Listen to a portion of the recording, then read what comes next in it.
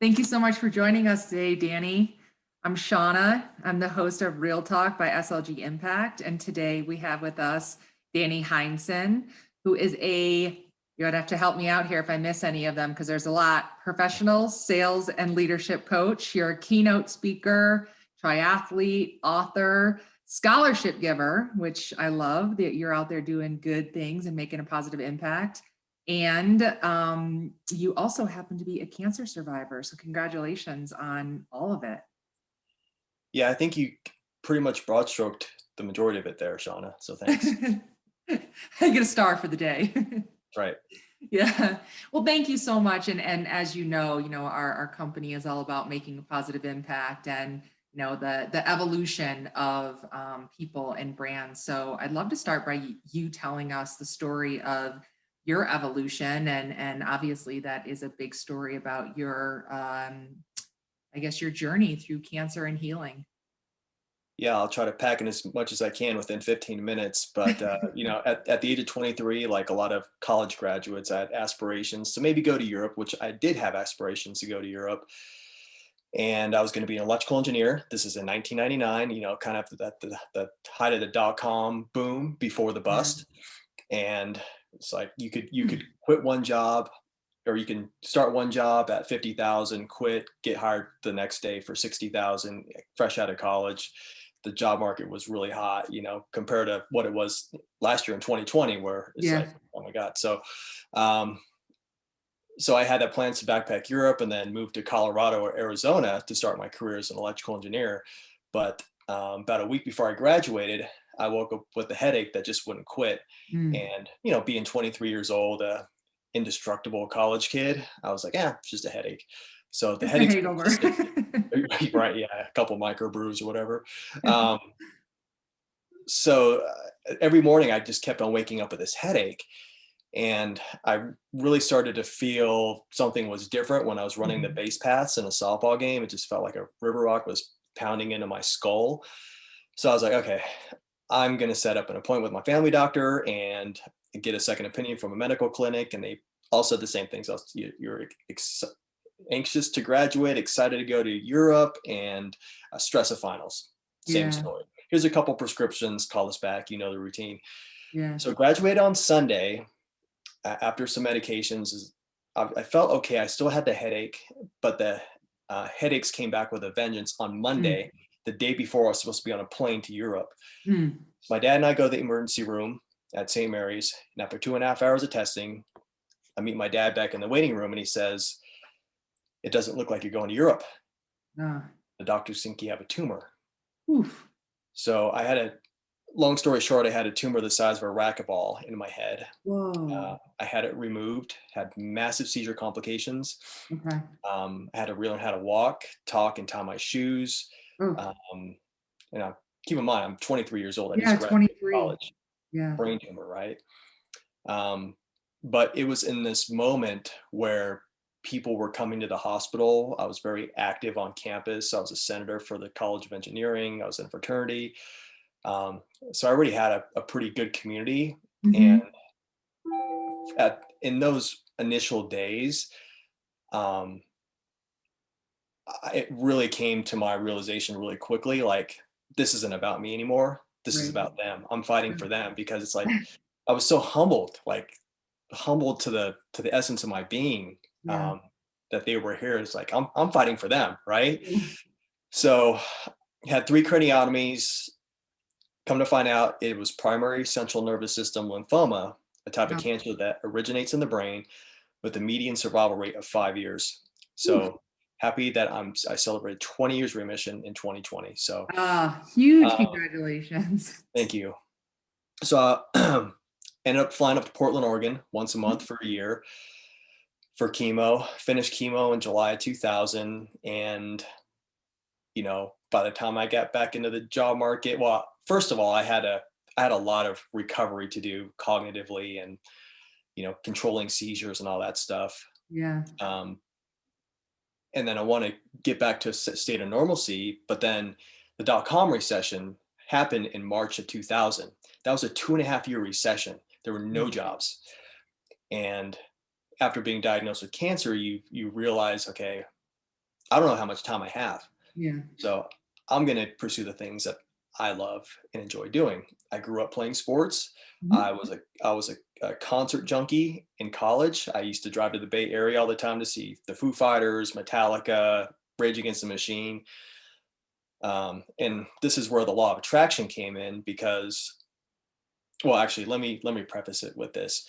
So throughout chemotherapy, after I was done with chemo, like I had this, okay, it would be cool to go come full circle with where I started and finish my trip to Europe, right? Oh, But because I was having the side effects and all this uncertainty, is it going to come back? And what happens if it comes back and I'm overseas? And I didn't have it. My friends had already moved on. They're not going to invest again to go to Europe. 2 years later, they already started their careers, so that was kind of our time.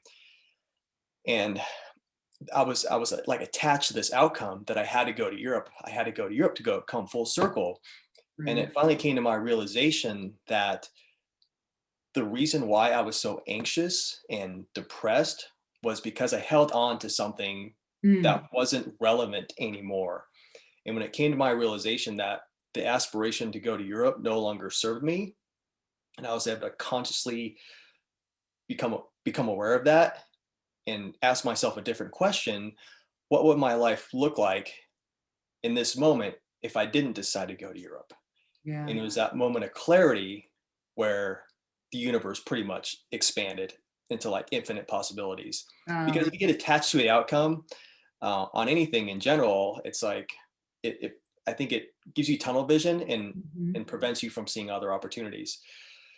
So that was the first thing, and then that was huge. And then I ended up doing a 72-mile bike ride around Lake Tahoe, um, like the a month following that, and I had finished that. I'd never ridden that far in my entire life, but one of the coaches for team and training for the Yeah. Leukemia and Lymphoma Society, he took me under his wing and he coached me Okay.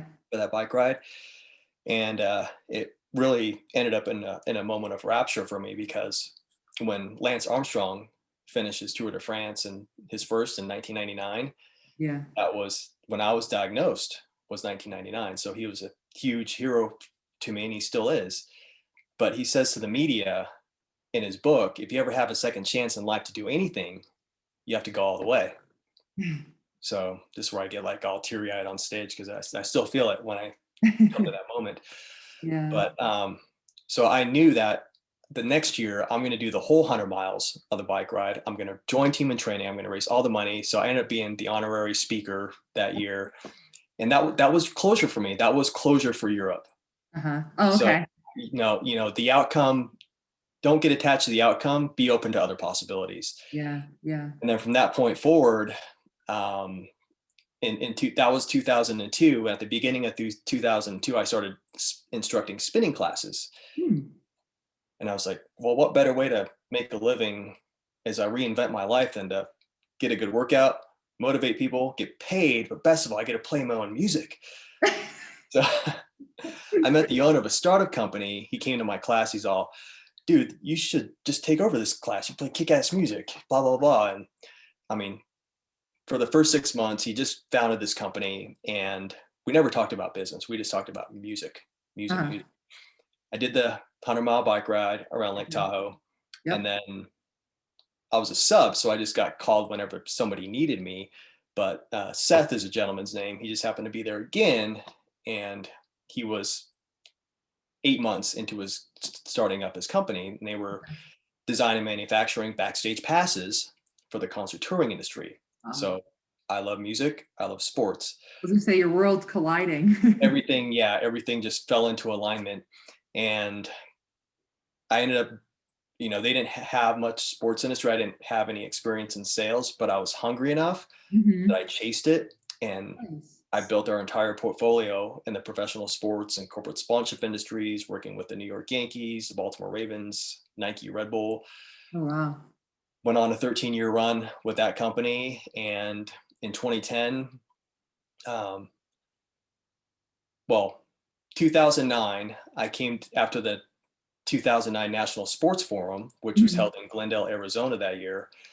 Um, Gentleman by the name of Bonner Paddock is the first person to with cerebral palsy to ever summit Mount Kilimanjaro and to do an Ironman triathlon.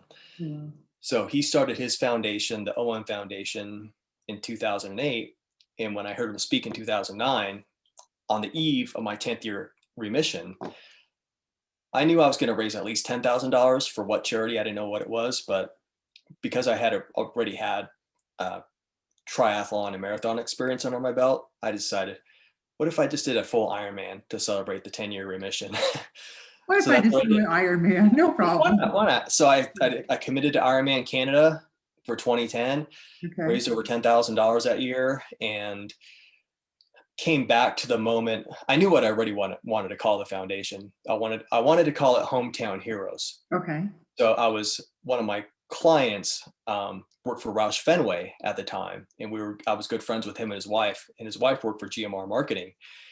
And he basically said, had no idea like how to build a website or anything. He's all, well, Hometown Heroes is taken, but my Hometown Heroes is available. So I purchased the domain name, and I like the sound of it better because when you say you take ownership of it. Right. So the people that were there for me in the hospital during my trying times, those were my heroes. Ah, That's what got me through it. So my foundation, my Hometown Heroes, awards scholarships to kids all across the country that have survived cancer. wow. Wow. That's incredible.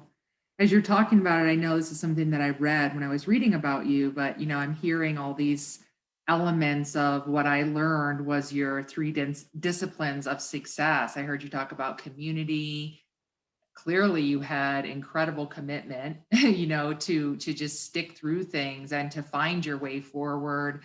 And also like it seems like there's such an element of, I think, seeking clarity through time.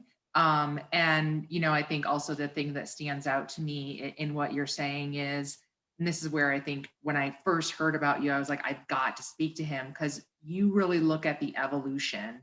It's not, I loved when you talked earlier about not getting so hyper focused on like one destination.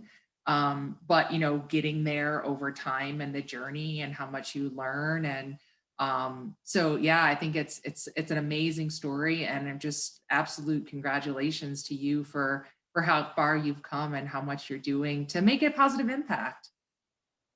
I appreciate that. Thank you. Yeah, it's incredible. So where can people find out more about you and look to get involved or get you for a keynote speaking or coaching? Yeah, Keynote, you can go to DannyHeinsohn.com. Coaching, DannyHeinsohn.swc.com. And scholarships, to be a corporate partner, myhometownheroes.org. Just ask for me on the email. I'm pretty responsive on all platforms. Okay. So Fantastic. Well, when we post this video next week, we will be sure to add in the comment section all the places where people can find you and get a hold of you. awesome. Thanks so much for sharing your story and your evolution. Thank you so much, Shauna. Talk to you It's an soon. honor. Okay. Bye-bye.